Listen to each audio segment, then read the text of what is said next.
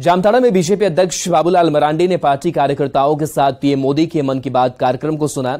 इस दौरान दुमका सांसद सुनील सोरेन, पूर्व मंत्री सत्यानंद झा और लुइस मरांडी भी मौजूद रहीं।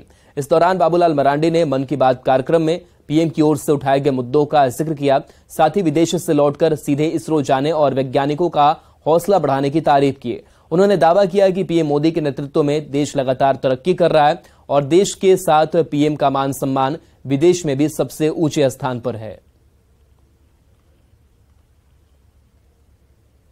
हमने इन 9.5 वर्षों में कभी नहीं सुना कि देश के प्रधानमंत्री ने कोई छुट्टी लिया हो कि कहीं जाकर के वो आराम कर रहे हैं। लगातार काम करते हैं और तो देखा कि पूरे देश को ही वो एक अपना परिवार मानते हैं। प्रधानमंत्री के कुशल नेतृत्व में आप सब देख रहे होंगे देश आगे बढ़ रहा है, तरक्की कर रहा है, प्रगति कर रहा है तेजी से। अब इसके कारण से भारत का जो मान और सम्मान दुनिया में भी जो प्रतिष्ठा है वो भी बढ़ रही है।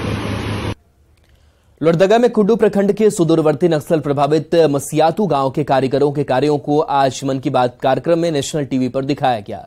कार्यक्रम के दौरान मसियातू गांव के टूरी समाज के बंबू क्राफ्ट को राष्ट्रीय स्तर पर दिखाया गया। इस गांव की खासियत है कि यहां के सभी लोग बंबू क्राफ्ट के स्वरोजगार से जुड़े हुए हैं और करीब 50 परिवार पीढ़ी दर पीढ़ी अपनी जीविका चला रहे हैं। इस कार्यक्रम से गांव में खुशी की लहर है। इस काम से जुड़े लोगों ने सरकारी अनुदान का मांग करते हुए रोजगार से राष्ट्रीय स्तर पर जुड़े जाने की मांग की है।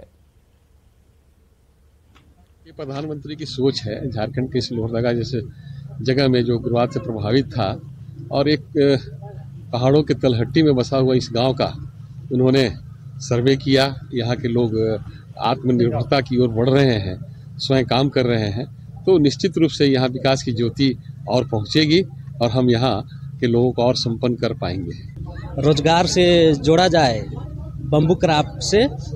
हम लोग दर पीढ़ी इसी को काम करते हुए आए हैं। बम्बू क्राफ्ट का स्थिति तो अभी हम लोग का ऐसा है कि थोड़ा कीमत कम मिलता है। इसे बढ़ावा दिया जाए तो अच्छा हम लोग का आय बढ़ सके। गुमला के कोटेंगसरा गांव का प्रधानमंत्री नरेंद्र मोदी के मन की बात कार्यक्रम में शामिल होने के लिए चयन किया गया था। इस दौरान कार्यक्रम स्थल पर सैकड़ों की संख्या में लोग मौजूद रहे, जिसमें बीजेपी सांसद सुदर्शन भगत भी मौजूद रहे। पीएम मोदी से बात नहीं हो पाने से कोटेंगसरा गांव के लोग निराश दिखे, लेकिन इतने बड़े मंच पर अपनी मौजूदगी दिखाने से खुश भी दिखे। बता दें कि कोटेंगसरा गांव के लगभग 200 किसान जैविक खेती कर आत्मनिर्भर हो रहे हैं। इस गांव का सांसद सुदर्शन भगत की ओर से एग्री स्मार्ट विलेज के रूप में चयन किया गया है। अब ये देश के इतने बड़े पोर्टल में हम लोग एक गुमला जिले के छोटे से गांव के लोग सारे लोग दिखे, इसके लिए हम लोग बहुत खुश हैं। और किसी टेक्निकल मिस्टेक के कारण अगर बात नहीं हो पाई, उससे थोड़ा सा कोई वो टेक्निकल इशू था, लेकिन हम लोग और बेहतर प्रयास करेंगे।